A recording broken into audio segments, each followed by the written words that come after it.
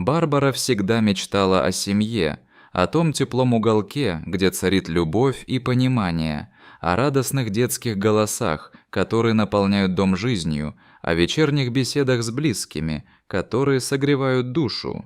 Ее мечта, казалось бы, была простой и естественной, но судьба уготовила для нее долгий и сложный путь, полный испытаний и неожиданностей.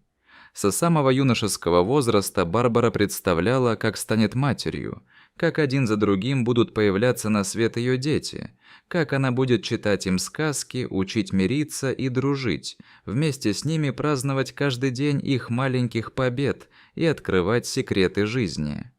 Однако годы шли, и, к сожалению, материнство через рождение оказалось для нее недостижимой мечтой. Годы одиночества и размышлений научили ее ценить себя, но сердце взывало о семье. В поисках себя и своего предназначения Барбара пробовала себя в разных профессиях, путешествовала, погружалась в духовные практики, искала смысл и гармонию в жизни, но жажда семейного счастья не покидала ее никогда. Каждый новый день она начинала с надеждой, что когда-нибудь судьба подарит ей шанс стать матерью. Но организм не поддавался, и врачи склонялись к мысли, что естественным путем ей обрести детей не удастся. Несмотря на горечь отчаяния, Барбара не желала сдаваться. Она понимала, что материнство – это не только рождение ребенка, но и воспитание, поддержка, любовь безусловная и вечная. Тогда она сделала волевое решение, которое изменило не только ее жизнь, но и жизни других людей. Она решила усыновить детей, став для них опорой и защитой, тем самым воплотив свою мечту о семье. Это был акт любви и бескорыстия, решение, требующее не только смелости, но и огромного сердца. Обратившись в агентство по усыновлению, Барбара погрузилась в мир историй тысяч детей, жаждущих дома и любви. Из всего множества судеб ее особенно притянула история двух африканских детей, брата и сестры Кофи и Амины. Их судьба была тяжелой. В раннем детстве они потеряли родителей из-за трагических обстоятельств и долгое время вынуждены были бороться с одиночеством и страхом. Но несмотря на все, в их глазах горела надежда. Та самая искра, которая убедила Барбару, что именно с ними ей стоит связать свою жизнь. С первой встречи возникла та особенная связь, о которой невозможно рассказать словами. Барбара почувствовала, что именно эти дети становятся частью ее семьи, и одновременно она частью их жизни. Это было начало новой эпохи, эпохи любви, доверия и взаимопонимания, которая должна была продолжаться многие годы. Первые дни их совместного существования были наполнены осторожным знакомством, страхами и ожиданиями, но очень скоро все трещины и сомнения начали превращаться в прочные узы. Барбара быстро поняла, что любовь – это сила, способная исцелять даже самые глубокие раны. Она дала детям свой дом и свое сердце. Вместе они строили уютный быт, пытались превратить каждую минуту в праздник, а дом – в живое пространство радости и безопасности. Барбара устраивала для детей уютные уголки с яркими игрушками и книгами, где можно было укрыться от тревог и переживаний. Она развешивала на стенах фотографии, записывала важные моменты на видео, фиксировала первые успехи и старания. Все, чтобы дети чувствовали себя нужными и любимыми. Она не только дарила им заботу, но и была наставницей в учебе, писала с ними задания, рассказывала о великих событиях и людях, знакомила с богатством культурных традиций их родной Африки. Особое внимание Барбара уделяла воспитанию гордости за свое происхождение, ведь сохранение культурной памяти играет важную роль в формировании личности.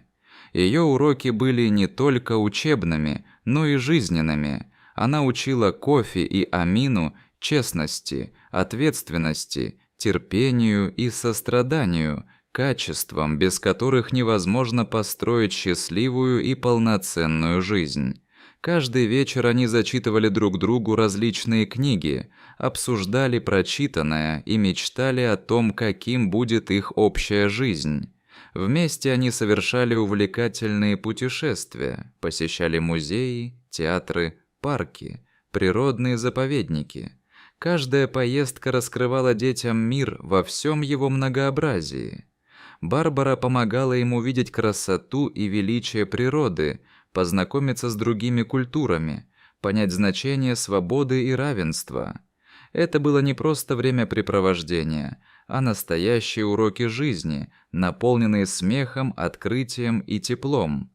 Она стремилась подарить Кофи и Амине именно те знания и опыт, которые помогли бы им с уверенностью строить собственное будущее. Прошло 20 лет, десятилетия, наполненные трудами, радостями и испытаниями. Кофи и Амина выросли в красивых, умных и добрых молодых людей. Они выбрали свои пути в жизни. Кофи погрузился в изучение инженерного дела, стремясь создавать технологии, меняющие мир. Амина выбрала профессию, связанную с медициной и заботой о людях, отдавая силы спасению жизней. Они усердно учились, работали, старались достичь высот, но при этом ни на миг не забывали, что все их настоящее и будущее неразрывно связано с женщиной, которая подарила им не только дом, но и сердце. Барбара осталась для них непревзойденным примером бескорыстия и силы духа. Однажды после особенно утомительного и насыщенного событиями дня Барбара вернулась домой с чувством легкой усталости, но с надеждой на отдых и покой. Однако дом встретил ее необыкновенной тишиной, предвкушающей нечто великое. Как только она вошла в комнату, ее внимание сразу же привлек стол, украшенный цветами и свечами, а на столе лежала открытка, украшенная самодельными рисунками. Барбара открыла ее и прочитала сердечные слова. «Спасибо за все, что ты сделала для нас.